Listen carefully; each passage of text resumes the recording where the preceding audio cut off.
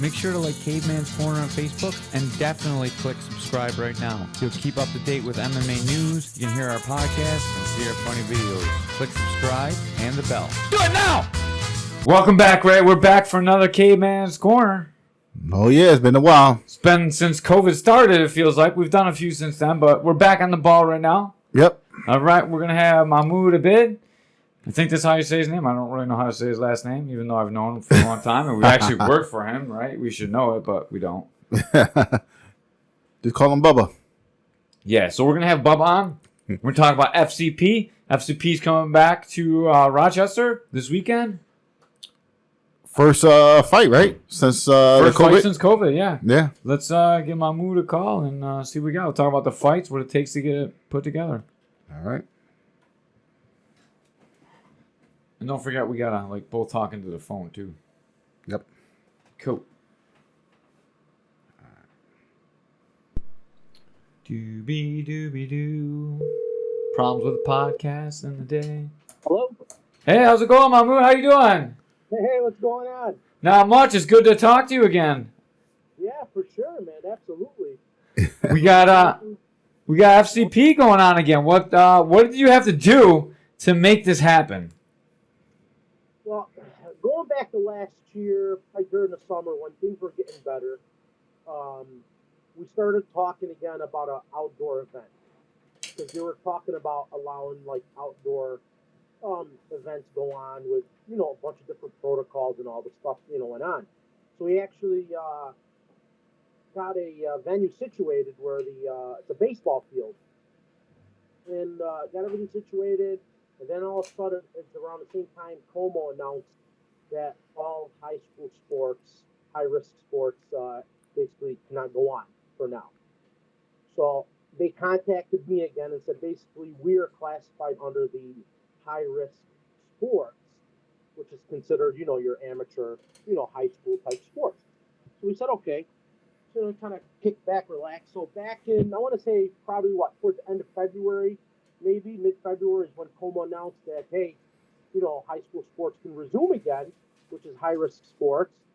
So that kind of included us. So I emailed the state and talked to a few people here locally, and they said, technically speaking, yeah, you can resume your shows with, whatever the county has in place and the state has in place as far as the mandates and stuff.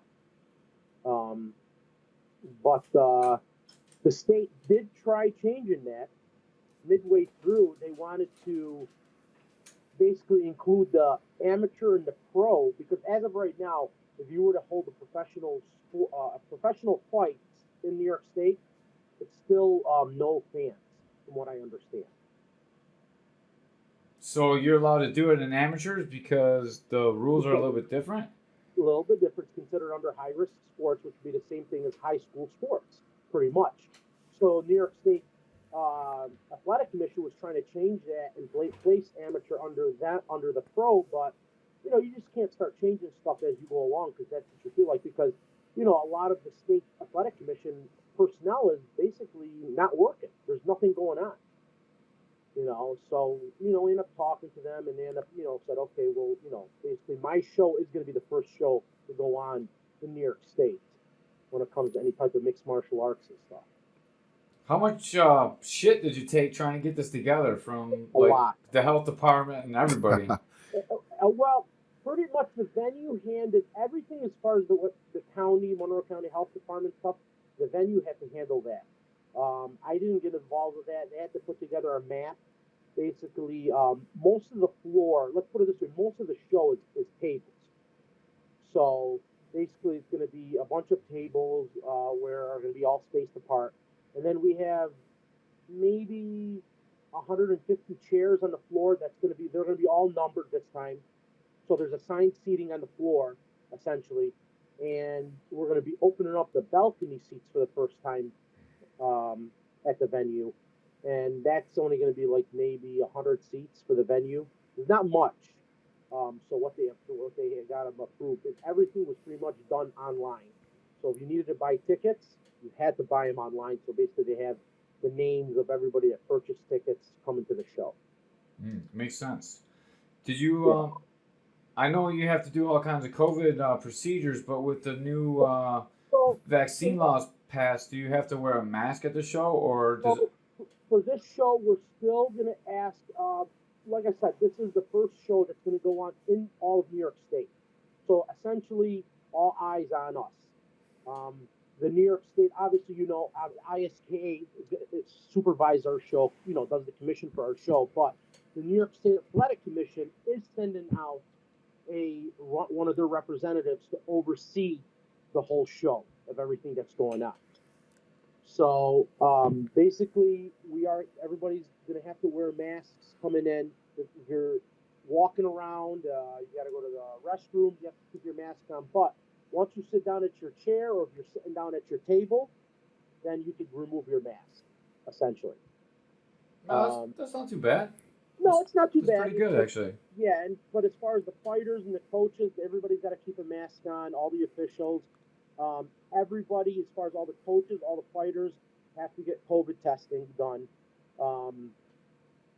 They're asking for basically 72 hours before the show to get a regular COVID test. But if you're going to get like a rapid test done, they have to go Friday before weigh-ins and get it done and bring the results with you to weigh-ins. The rapid test has to be done Friday? On Friday, correct. Oh, I'm glad you told me that, because I was going to go get one on Thursday. So thank you for the heads up. I appreciate that. Yeah, rapid test on Friday, but if it's a regular test, the nasal swab where it goes to the lab, that can be done on Wednesday. Yeah, because sometimes I don't come back real quick. I got one before, and it was like 4 days. Yeah, that's a lot of people been telling me that in Buffalo. Here in Rochester, almost all the regular testing here is 24 hours. Oh, that's awesome. Yeah, it's crazy. So, but every place is different. Depends if they got to send it out to out-of-state labs and stuff like that. But, things are kind of winding down now. I'm just going to say Bellator got mine back in an hour. Well, that's the thing. Like, nobody's really, getting tested that much. The numbers are coming down, so hopefully after this show, things will be a lot different. We're probably looking at putting on another show sometime in August, just to get through the summer and things like that.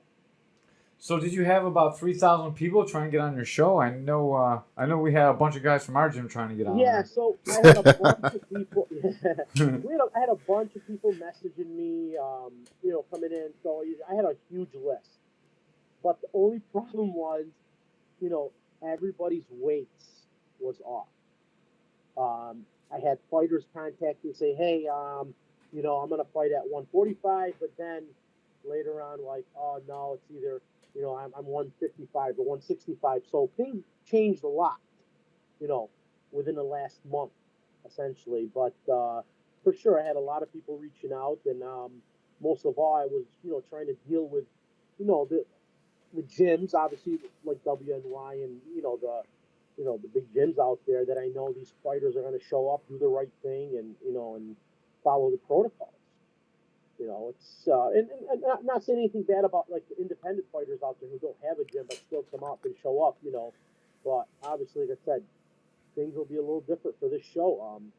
For instance, fighters were able to come upstairs and they'd be like all fenced in where they could watch the fights. They can't do that this time. Everybody has to stay in the locker room until it's their time, to come out to be the next fight, to get in the cage. What's going to happen in the locker rooms when guys are done fighting? Are they going to have to be escorted out of the building? So what we're going to do is we're going to bring in all the kickboxing fights first. So all the kickboxers are going to come in first. We'll get them all situated into the locker rooms. And then we'll have all the MMA fighters go to different rooms first. And as we start clearing out the locker rooms for the kickboxers, we'll have somebody down there sanitizing, spraying down the actual locker rooms, and then getting everybody checked back in, for the MMA fighters downstairs into the locker rooms, pretty much. Wow, sounds like it's going to be crazy down there. Yeah, because usually everybody's kind of down there all at once, but yeah, like as of right now, we're at 20 fights. Dang. So are you going to do different reporting times then too, or is everyone going to be there and like stuffed in rooms and?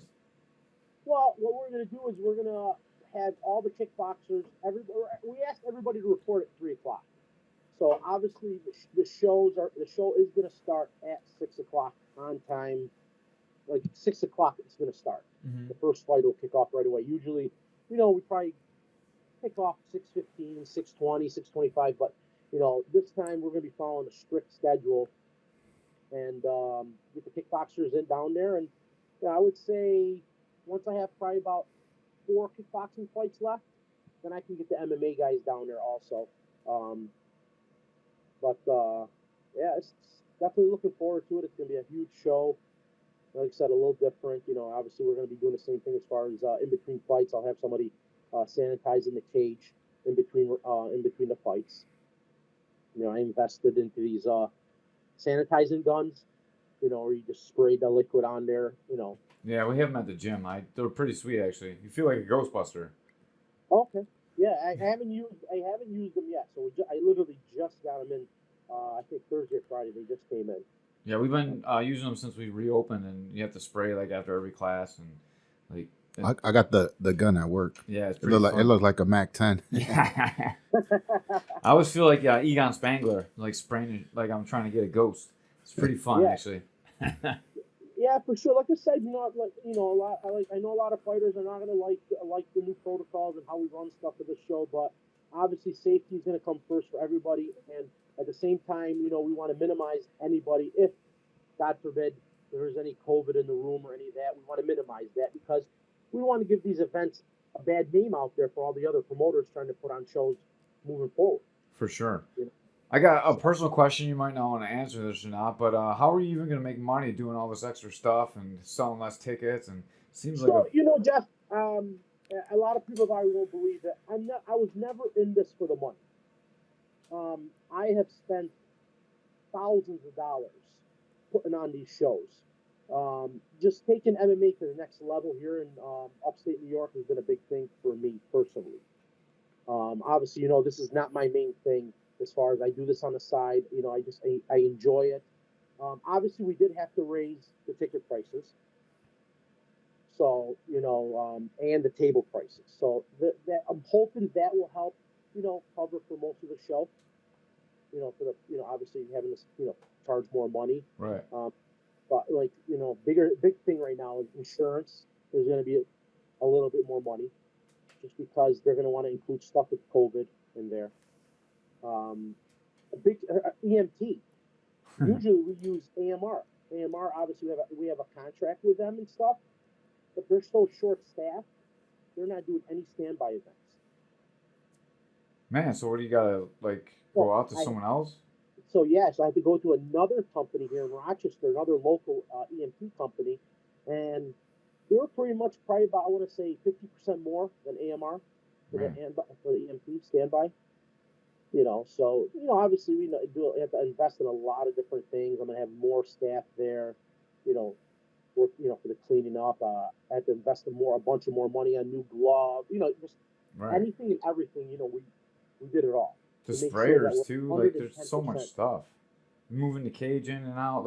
People understand the cost associated with putting on an event. Yeah, I could imagine the chemicals, to spray down, disinfect the ring, cost a lot of money. In a locker room.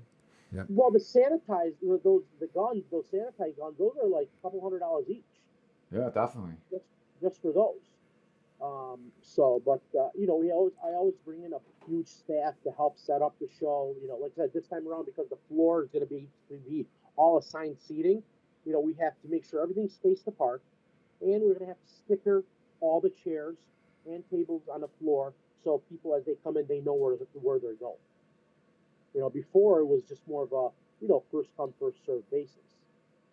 Yeah, dude, that sounds so rough. And I don't know anything about the finances that you're making on the show, but judging by the people in there and the expense that I see, having an arena and everything, you can't be making a lot of money. People think you make a ton of money, but I'm sure you're not making a lot of money putting the shows on. No, and to be honest with you, something just came up through the state. I can't elaborate too much on it right now. Basically, something happened with another promoter in New York State, and now the state is looking at other promoters in New York State, so they might be looking at promotion pulling back money for something. It's a long story, but obviously we'll deal with this after the show. You're gonna have to get lawyers and accountants involved and stuff like that. But it's basically a way of New York State trying to look for try to get money from people. Can I hear that one in person when I see you? What is it? Can I hear that story in person when I see you after the show? Absolutely. I would love to hear that story. I know you don't want to put it public, but I want to hear what's going on. I like to get my ear to the grindstone. And it's not just mixed martial arts. You're going to be looking at BJJ events, wrestling events, karate events, any type of events. Chromo needs that money. Essentially, if they do with what they're trying to do, it's going to be a huge lawsuit against New York State. You know, to even try to pull some strings like that. You know, it's like I said, it's a long story. And, you know, hopefully we can get it rectified so it doesn't go to the next level. You know, they're just smart about it. But yeah, for sure. Like I said, you know, I think, you know, they allowed us 10% capacity. Yeah, not making money with 10% capacity. No offense. Like I bought two tickets. Like I said, you know, obviously ticket prices are a lot more than before. You know, but I'm hoping that, you know, people will still have a great time. Obviously, it's less people, and definitely a lot of exciting fights. You're talking about it's been a year and a half. The last show we had was February 1st of last year, right before COVID hit. And you guys are the first guys putting a show on too, so you know you're getting everybody. Oh yeah, 100%, 100%. So, you know, probably I would say between now and end of next week, I think we end up with between 15 to 16 fights. That's still going to be huge. Yeah, that's crazy. It's crazy. going to be a long night. Yeah, I'm not looking forward to that, but I am looking forward to that. Like, especially if I can't go out and watch the fights. Like, that's long sitting back there for 17, 18 fights. But, like, if you're out in the crowd and you can watch every fight, that's amazing. But as a coach, when you're sitting in the back, if you're not allowed out, that's going to be pretty shitty. No offense. It's hard. Yeah, it's hard. It's hard. They just, you know, they don't want people walking around. Yeah. They just want to keep you know, it's, you know, I guess, like I said, for this show, it's just a big thing of trying. Hold on one second. No worries. But yeah, you know, like I said, it was just hard enough to get this show approved and, you know, to allow us to move on and get things done. So it's, you know, I was just keeping my fingers crossed the whole time, you know, make sure everything goes well and the COVID cases don't continue to go back up again and they try to close things down again. So that was kind of the biggest thing, you know. Obviously, you know, the biggest test is going to be next week. You know, I pray and hope that none of the fighters do end up having COVID after they get tested. You know, I was talking to a few people and I heard that officials, even doctors, were saying, you know, if people start getting vaccinated and they are vaccinated, they might waive the COVID testing for fighters and coaches. That would be good. You know, moving forward after this. When that happens, I'll go get the vaccine. Yeah, for sure. You know, I got the vaccine. I do a lot of traveling, so you know, I go overseas, so I'll be leaving overseas in the next couple of months. You know, so the only way to go overseas right now is you have to have the COVID vaccine. Yeah. So I kind of had no choice with that. So, but you know, just like I said, hoping for the best. Right. For this. Like, I know that you guys have been like saying that the show's going to be on for a while, and when it first came out, I was warning the guys. I was like, man, just because they say they're going to have a show doesn't mean like we're going to have a show. So train for the show, but be ready to not do the show. You know. Well, and it's been tough. I did a lot of research. I did a lot of talking, emails back and forth with a lot of different officials, you know, before I actually announced it. Right. And then, like I said, once I got all my ducks in a row and I got all my emails saying that you are good to go, you can put on a show, you know, from a lot of different elected officials, local officials, state officials. So I was like 110% like, okay, we're good to go. And that's when I rebooked the venue. You know, had to obviously talk to the ISKA, make sure everybody's on board, all the officials, the doctor, you know, everybody that has, you know, with the show. And then, like I said, about a month and a half ago, you know, I get the phone call from the state, from one of the state commissioners. He's like, yeah, I don't know. This might end up having to be no fans because the state is trying to combine that. I said, well, hold on a second. I says, you know, nothing for nothing. You know, I'm not trying to be that person. You know, I don't like to be that bad person. You know, I work with everybody. You know, I'm a great person when it comes to that. I'm a peaceful person. I said, listen, I says, if the state wants to do that, I says I'm going to contact my attorney now. I'll hand over all my approvals that I got from all the elected officials, locally and within the state, saying that everything can go on. I said, then we're just going to go to court. I'm going to fight it. And then about a week later, I get a phone call back from the state commission. He said, okay, just go ahead with your show. Just make sure you have all your protocols in place and everything is, in line with the health department. And like I said, the venue, I did not get involved with that. The venue took care of all of that. Only thing I literally did was put a price on the tickets. That's it. It's pretty good. We spent about 15, 18 minutes talking about getting the show on. Let's talk about how good this show is going to be. You got a lot of big name guys fighting. Why don't you break down the card a little bit for us? So I got, I'll break down a couple fights. The first, the main event fight for the MMA. Obviously, this is going to be an exciting fight. This should have happened a while ago with Musaib, which he was the current 185-pound champ, and Jaron from WNY. So they're both going to be fighting for the 205 belt. Why at 205 instead of 185? What's going on? Did he put on weight from COVID or? I think so. I was actually just on Facebook and I see Jaron had posted about tough as a weight cut, and I'm thinking to myself, oh no, you're only cutting the 205. You're used to cutting the 185. So yeah, I guess COVID, like I said, when I was leading up to matching this card, it was really tough when it came to, matching, the weights. The weights were just all over the board, But that should be an exciting fight. Couple things. Obviously, they're both on a, 2-fight win streak for the MMA part. Yeah, Ja's got like 2 knockouts in a row, too. Yeah. Yeah, because he fought. Actually, he's on a, including his kickboxing fight, he's on a 3-fight win streak. Right. So, and his last fight was back in 2019 against Canadian. Mm-hmm. And then, Musaib, he's on another, like I said, 2-fight win streak. And it's crazy because his last 2 fighters are from the same gym. Yeah. So it's just coincidental, that, all the 3 fighters are from the same gym. Brought the big boy out to pick up now. Oh, yeah. So that should be a big banger. It should be a really, really good fight. For anyone that's listening to this that don't know these 2 guys, check out both their social medias because they've both been saying they're going to win. They've both been posting all kinds of videos. They're both sick of each other. It's going to be a high-tension main event. And both of them ended up going to Florida to train, and they were at the same gym. Yes, I saw that. And they both trained with Rashad. Yes, wow.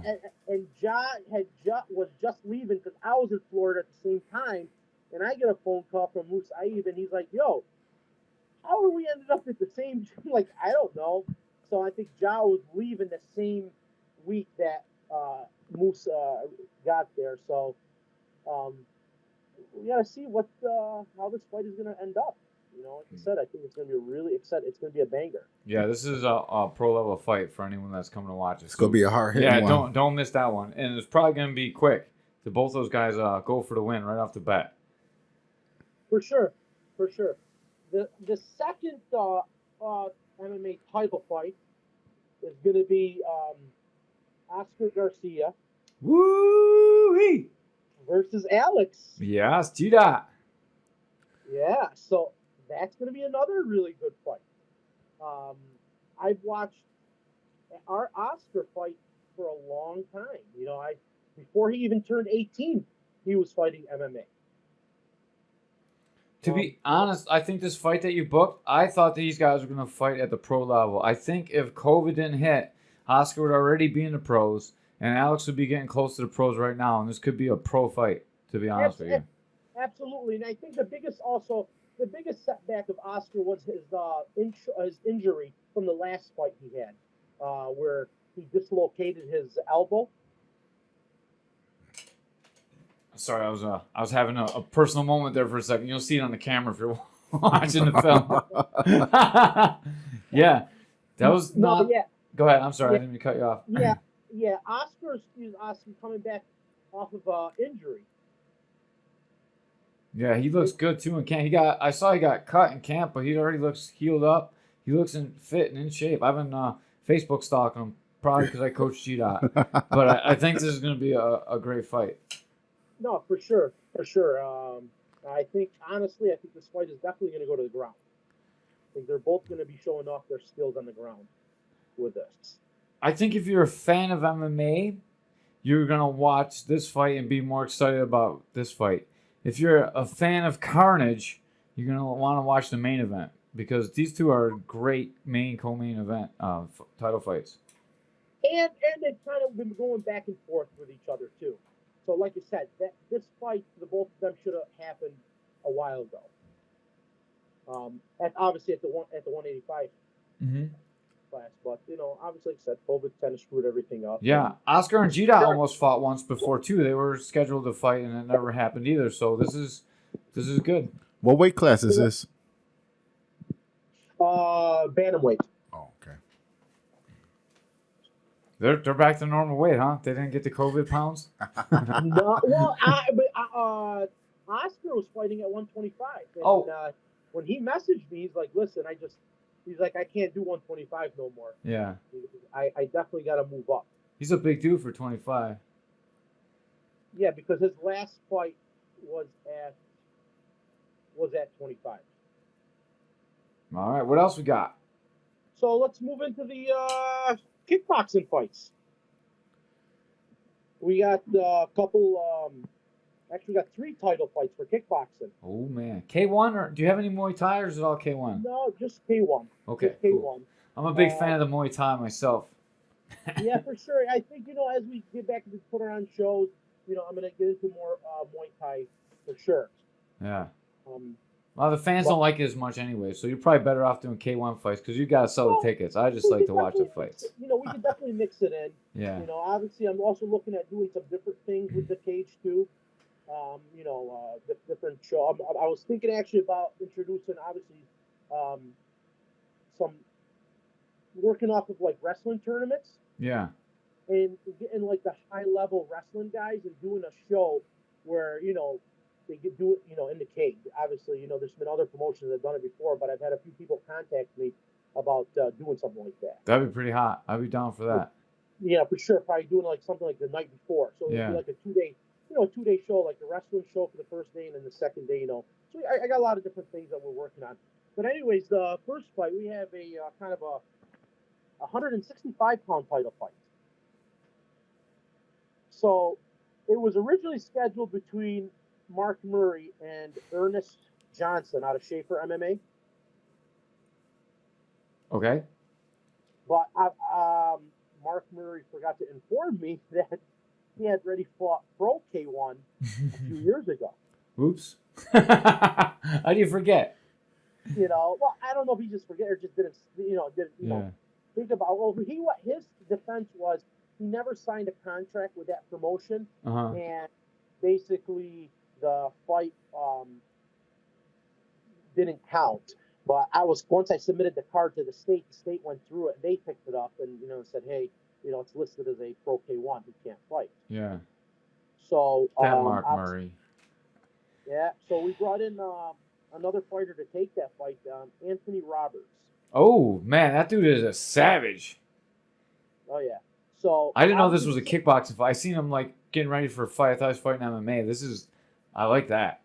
So he did want to fight MMA, but like I said, with just the whole weight thing, and also he had a suspension with the state from his last fight, so it took a little longer for him to get into doctors and get the clearance. So we had to get that cleared with the state. And finally, once he got cleared, this came up, so he took this. So this will be his first K1 fight. All his other fights were all been MMA. Yeah, he's a serious striker though. This is a good fight. So yeah, for sure, this should be a really good fight. The second K1 is the 155-pound K1. That's the champion Kenny Hale out of Bone, versus Derek Patterson. Derek's my boy. He trains at my gym, Integrity, and at Western New York MMA. So I gotta give it up for Derek. I'm a little biased in this one. Although I do like Kenny Hale too. I met him a bunch of times, and he's a cool guy. Yeah. This is gonna be a I good think fight. It's going to be a really good fight. Derek is, he's tall. He's got some reach on him, So I think, for sure it's going to be definitely a really good fight. This is a classic style power matchup, man. This is going to be one you don't want to miss. And we're No, ready. for sure. We're ready for Kenny. So when he grabs us and the referee says break and he throws that knee, I'm going to be yelling at the ref.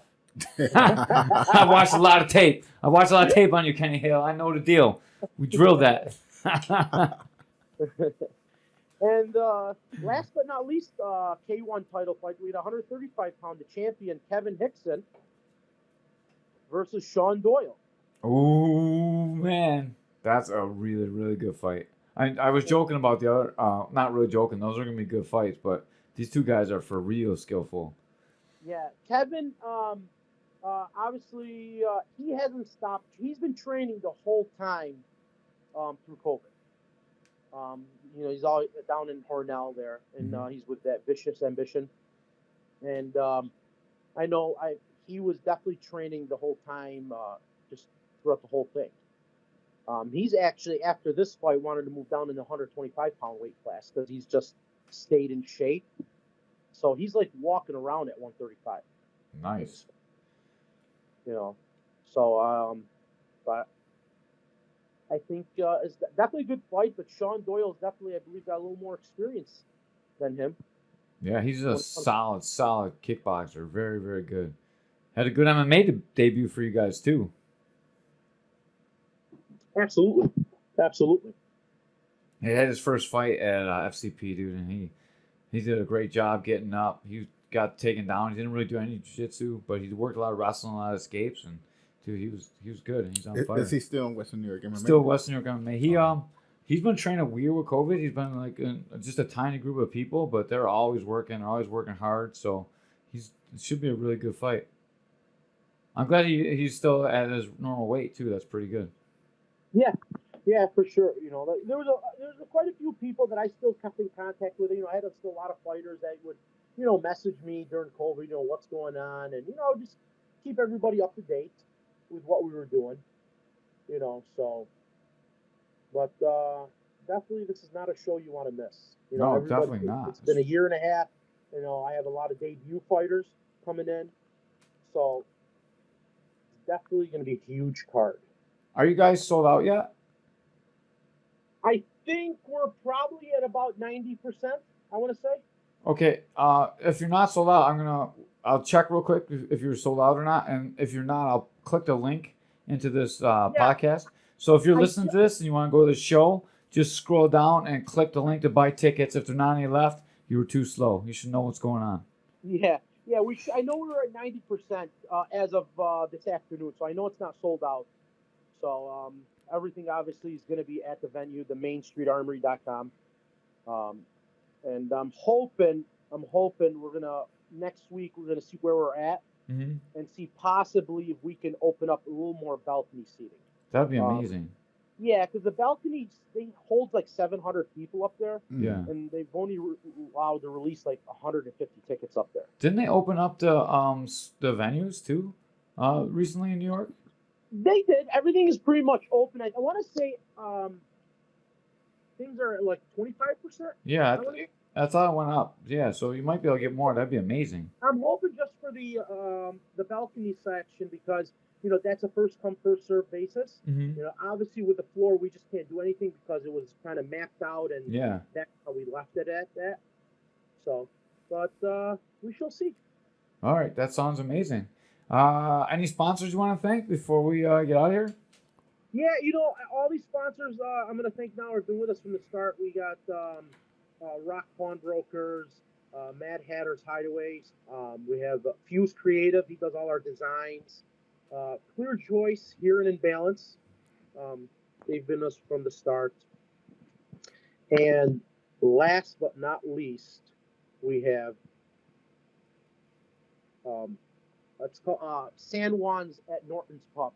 They're the official sponsor for the weigh-ins and for the official after party. Is that where the weigh-ins are again this year, or did you have to move them somewhere else? Nope, the weigh-ins are going to be there. We're good to go there. We're just going to be bringing in all the fighters we're probably going to be doing like 3-4 fights at a time. Gotcha. They'll come and get them weighed in and squared off and stuff like that. So, but the whole back section of the restaurant is just reserved just for us. Awesome, So, man. It's really good that you can at least Yeah. keep some normalcy for you guys with your show. yeah, and now that they opened up, restaurants can stay open past midnight for the outdoor part. So it'll be good. We'll have a really nice after party there, and hopefully back to normal. Yeah, hopefully it's. Yeah, this event could set the tone. We're excited that we're back, man. Our podcast been kind of dead. We usually like to get local fighters and stuff, and there's like nothing going on really anywhere. So we've been not doing much. Like I said, I was scared that they were going to force us to end up having to do an outdoor shows. I'm against. I hate outdoor shows. I came close to doing one last year because there was no choice, but you just don't know. Yeah, obviously. Rich has not had a lot of good luck with his. It rained for the last two. That We poor were guy. out there both times, and we got poured on. We were soaking wet. You were heckling me while I was commentating. I will not forget. Yeah, so, but like I said, it's tough. And you got to have a special mat for that cage, so that I don't know if you remember the TNT show at the fire department there in Tonawanda. Yes. When all the fighters, there was a lot of Slip and slide, yeah. It was slip and slide. Yeah, when Keith Ferran fought Bubba Norton, I'll never forget that they were both like, it was like they were ice skating by the time they got to the main event. That was so crazy. I remember it. I still remember it. Yeah. I got the DVD. That was probably one of the best fights I've ever seen, though, because of it. Oh, yeah. Oh, that was a great fight. All right, man. We're going to let you out of here. And, all right, man. I appreciate you guys having me on there, and we'll see you. You see us at the show for sure. Oh, yeah. Yeah, definitely. All right. Thank you very much. All right, thank you. Yep.